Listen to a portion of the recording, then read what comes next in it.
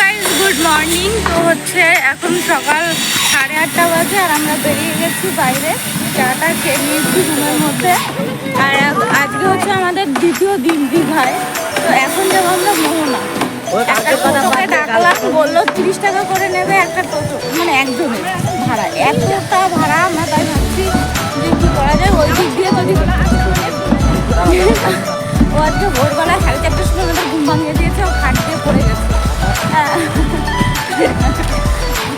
তারপরে লজ্জা বলতে নাই, আমাদের 4:30টার সময় আমাদের মোহনা যাওয়ার কথা ছিল। মাছ কিনবো, মাছ খাবো। এখানে যা দাম মাছের, তার থেকে আমরা কিনে হোটেলে এনে ভেজে খাওয়া অনেক ভালো। যা দেখলাম, এখনো বলতে পারবো না কারণ মোহনাতে আমরা যাইনি।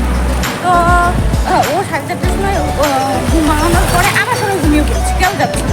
আরে 8:30টার সময় মোহনা যাওয়ার জন্য বেরিয়েছি। কালকে রাত্রেবেলা আমরা সব এক ঘরে ঘুমিয়েছি। তো কালকে রাত্রেবেলা ও বলছে কি যে আমি উঠবোই না, মানে উঠবো না। বলছি আমি পড়বো না, আমার এইটুকু কষ্ট, আমি কোনোদিন পড়িনি, পড়বো না।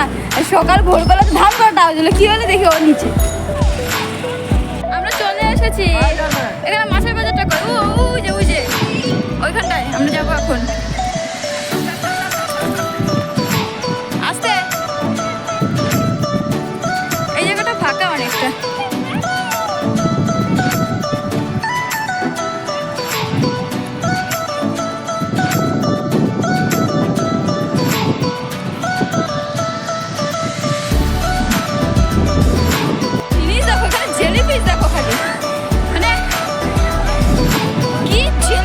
প্রচন্ড পরিমাণে জেলিফিশ।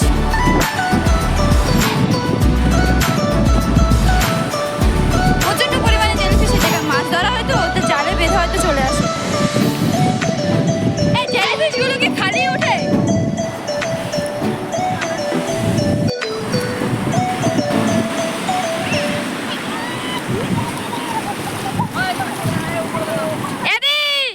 চল মাছের ওখানে চল।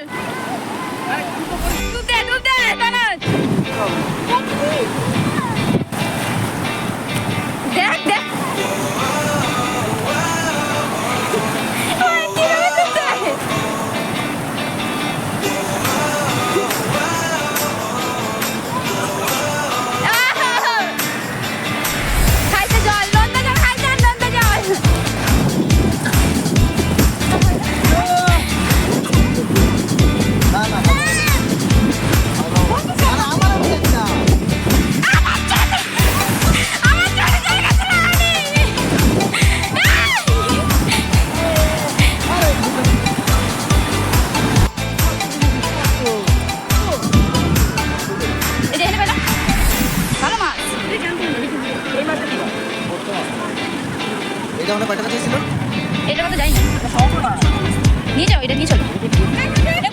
একটি মাছ দেয়, এই একটা শঙ্কর মাছ নিয়ে যাবো। ওই একটা হ্যাঁ দাম আছে। ওই জেলিফিশ বলছি কেন করতে গেলে ওটা যাও।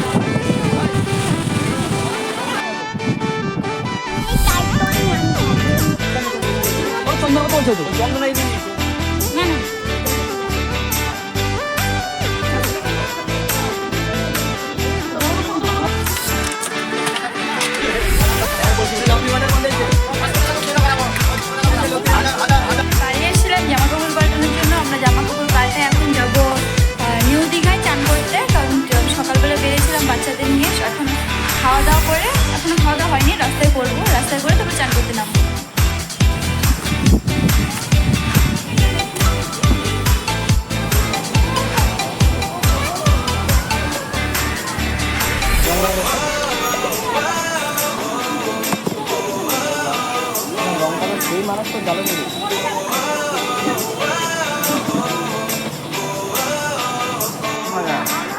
উড়াই দিতেছে না লাভ নাই।